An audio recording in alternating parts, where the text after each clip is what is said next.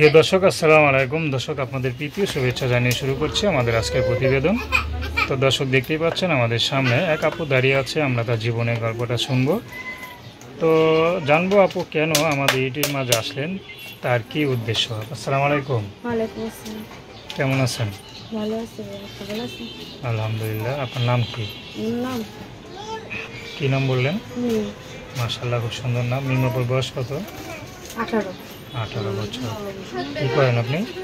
আমি মেশিনের কাজ করি মাংসের দোকানে। আচ্ছা, পরিবারে কে কে আছে?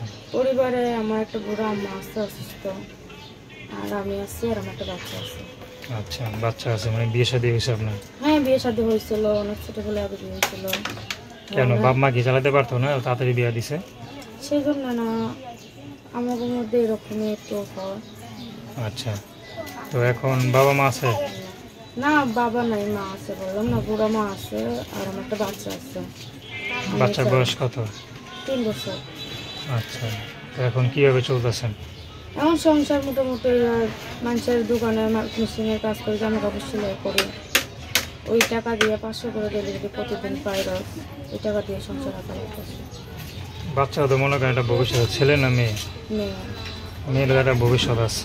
তো আপনারা তো মনে করেন এখন যখন বোঝার বয়স হয় নাই সংসার, তখনই বিয়ে শাদী দিছে, তো এখন তো সংসার বুঝতে পারেন নাকি? তখন বুঝতে পারি না সংসার, এখন বুঝতেছি যে কিরকম। কিন্তু এখন স্বামী নাই, তো এখন কি বিয়ে শাদী করবেন আবার?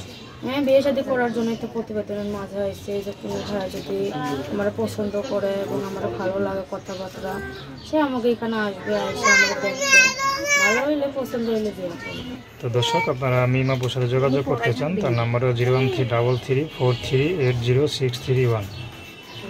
নাম্বারটা আবারও বলছি, 01333406331।